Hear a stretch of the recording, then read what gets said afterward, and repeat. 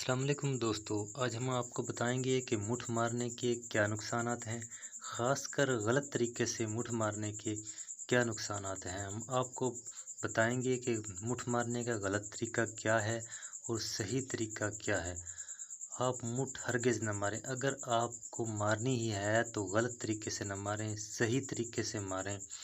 और मुठ मारने के नुकसानात सबसे ज़्यादा क्या हैं, और हम आपको ये भी बताएंगे कि मुठ मारने के लिए आप कौन सा तेल इस्तेमाल कर सकते हैं जिससे आपको कम से कम नुकसान हो। मुठ मारने से नफ्स सिकुड़ जाता है, नफ्स के अंदर जो खून का दौरानिया है वो कम हो जाता है, नफ्स टेढ़ा हो जाता है, नफ्स जड़ के करीब से बारीक हो जाता है।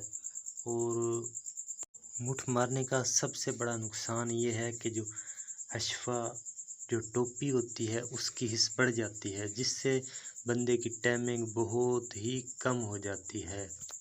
और गलत तरीका ये है कि मुठ मारने वाले तकरीबन 90% लोग ये गलती करते हैं कि जब मुठ मारते हैं तो वॉशरूम में जाकर शैम्पू वगैरह इस्तेमाल करते हैं, साबुन इस्तेमाल करते हैं और पानी के ज़रिए मुठ मारते हैं। ये बहुत ही अपने साथ जुल्म करते हैं, क्योंकि मुठ मारने के दौरान रगों में खून तेज़ी से हरकत कर रहा होता है। जब उसके ऊपर ठंडा पानी डलता है तो उसकी गर्दिश बहुत ही कम हो जाती है, जिससे बाज़-औक़ात तो नफ्स को फालिज भी हो सकता है। फालिज ना भी हो तो आहिस्ता आहिस्ता नफ्स सिकुड़ना शुरू हो जाता है और नफ्स की हिस्स बहुत ही बढ़ जाती है, जिससे बंदे को सूरत इंजाल का मसला हो जाता है। बंदे की टाइमिंग बिल्कुल ही ख़त्म हो जाती है, नफ्स सिकुड़ जाता है। इसलिए अगर आपने मुठ मारनी ही है तो मुठ मारने के दौरान पानी का इस्तेमाल हरगिज़ ना करें, बल्कि रोगन ज़ैतून ले लें या तिलों का तेल ले लें, जिसे रोगन कुंजत कहते हैं।